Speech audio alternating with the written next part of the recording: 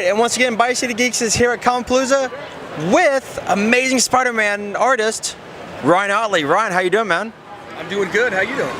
Great now. Hell. All right, so you just finished your run on Invincible. How does it feel to have that whole chapter done? It feels great. Yeah. It feels awesome. Yeah, and it feels good to be jumping on a new thing and keeping it superhero. Probably not as violent and crazy, but it's it'll be great. It's gonna be a blast. You know, one thing that I liked about the Invincible run is that Kirkman had a definitive beginning and middle and end for it. And it seems to be like on all of his projects where he knows how to end and he's not afraid to shock and you know, because Invincible is a character I thought could have gone on and on and on. But I mean, the thing is, if you haven't read it yet, I won't spoil it, but if you really read it, you think, yeah, it should end. Yeah. I agree. Yeah. No comment. Now, we've been saying that, and we're saying this since we started this vidcast, that if there's one person to do Spider-Man, it would be you, because Invincible was the new generation Spider-Man. I've heard that a few times. Yeah, that's always nice. Doing Invincible, was there ever a scene where Kirkman gave you a script and you went, oh, okay, you want me to do what? No, I was pretty much down for anything. Yeah, I'm down with all the, if he gives me a scene that's crazy and violent, I'll just take it to the next level and make it even more crazy and violent and insane. So that's always the enjoyable stuff, the more visceral scenes. And with Invincible, you had some visceral moments. I mean, and yeah, granted, intestines, flying out. I mean, lots of blood. I mean, eyeballs just visceral battles. Yeah. Hearts being ripped out, and Battle Beast saying thank you for doing this to me. Spoiler. When you have, I guess powerful beings like that going at each other, hey, that stuff's still gonna happen. Oh, exactly. Yeah. When I was a kid reading comics, I kind of wanted that. I'm like, come on, man, this guy Wolverine has claws on his hands, and this should be like gory as hell. This should be really disgusting. But he's, it's kind of like watching Teenage Mutant Ninja Turtles. They got their sweet swords, and they just, And that's what happened in the second movie. Don't cut anything. Well, that's what happened in the second movie. They couldn't use their weapons as much. Yeah, that's strange. Was there ever a death that you were like, I have to kill him? All right, let's give him a good death. And I'm going Battle Pretty Beast. much all of them, yeah. Battle Beast was sad to see go. The hardest thing is was that issue 30s when you're drawing Debbie? After you're drawing these characters for a while, you really get, it's almost like family, right? Yeah. So when I'm drawing Angstrom Levy breaking her arm, it's like my mom's arm I'm drawing being broken. I'm like, it was kind of tough. It's really strange how you get so connected to them all. But what do you hope to accomplish with Spider-Man? Same thing with Invincible, just getting the emotion in there, making the reader feel it, and just make it as badass as I possibly can.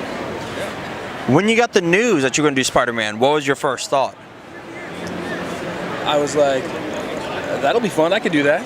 Let's do this. So matter of fact. Exactly. Now you're working with Nick Spencer. Yeah. How is that like? Okay, this is gonna be like, because Nick's a fantastic writer. Absolutely. Yeah. But now, what goes in your mind when you get like, okay, this is who you're writing with. Here's your partner. I've been working with Robert for so long. I'm just used to his style, right? Mm-hmm. So it's a little jarring working with someone else, but it's cool. I mean, he has different ways of doing dialogue and setting up the page and everything. But it's just I'm trying to keep it similar. It's pretty much same old. I mean, superhero comics, doing my thing. I'm keeping it. I think Invincible fans are going to love it because they're going to see a lot of familiar faces, because that's just how I draw faces. Perfect. So they're going to be like, why does Peter Parker look like Mark Grayson? Well, because that's how I draw people. So yeah, it's kind of like Matt Groening. Like when people saw Futurama, like, well, wait a minute, why does why do they look like Simpsons characters? That's his art style. Yeah. Exactly. Yeah. Speaking of which, he's got another one called, I think, Disenchantment. Yeah. Coming out for Netflix. Okay. Nice. Okay, so you've got Spider-Man coming out in, you said July? July 11th. July 11th. Do you have any other? Free comic book day issue, which is basically like issue 0. That came out May 5th. Right. And I missed it because it was sold out. I know. Do you have any other projects coming on, or are you just solely Spider-Man? Let's. Yeah, usually when I get a project, that's my thing. I just stick to that, doing that full time. It's a grind, You got to just work on that one thing, that monthly comic, and so yeah, just Amazing Spider-Man right now. Okay. There's something I've always wanted to know, and I think you can answer this for me. What is the, I guess, for completion and everything, is it a page a day, or how many pages? Roughly, that's about a page a day. Yeah, you don't actually start a page and finish a page a day. For me, I would like to do a bunch of layouts one day, and then finishes a different day, and so. But roughly, it averages about a page a day. Yeah, because Invincible has been one of the more consistent books. We all have that one artist. We're like, oh, they're gonna be on that. I will not see the next issue for 3-4 months. Okay, perfect. Oh yeah. Yeah, let's not say names. Yeah, no, but what I'm saying is there were artists that you like with your work in Invincible. Every month, you're gonna get, and it's not just like you're getting a comic. You're getting quality artwork. That's the goal. I mean, you got to cut corners somewhere. Learning shortcuts is pretty valuable stuff. Studying like Jack Kirby and Eric Larson and Greg Capullo, and you can really learn those shortcuts and get speed on some of the stuff, especially talking head pages. That's the stuff where it's like you just tell enough to read the story, because that's the reader is just reading the talking head scenes and just getting. So you don't need to make every page a complete masterpiece. You know what I mean? Right. So it's just you just wait for those moments where it's like, okay, this is where I'm going to shine, and just go for it. Battles with the ripping somebody's heads off, like right? Battle Beast murdering, yeah. Final question for me: is there a panel that is like your favorite that you might like have up on your wall, or?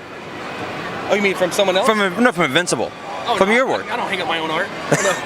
Okay, from someone else then. Is there a panel that you're like? I own a lot of original art. I don't hang anything up. There's a lot of artists that do. I just like to keep it in a folder and bring it out every once in a while and gush over it. So that's what I like to do. What's the one title you want to work on? Amazing Spider-Man would be pretty fun. Yeah. Really? I heard you were doing that. Dream come true. I'm good then. There we go. Oh, any others? I mean. Oh, there'd be. I would love to do Hulk stuff. That'd be amazing. I can see you doing Wolverine. What's that? I can see you drawing Amadeus Joe. The new Hulk, yeah. That would be sweet. That'd be awesome. Yeah. It'd be fun stuff. I'm good, Ryan. Thank you so much, man. Thanks a lot. Thank you so much. And if you didn't catch it during this episode, Amazing Spider-Man comes out July 11th. Invincible has just finished. The trade is out. Trades and everything. The last compendium for Invincible comes out July also. So there we go. Hey, we got a double dose of this guy. Double dose of Ottley. There we go. Ryan, thank you so much, man.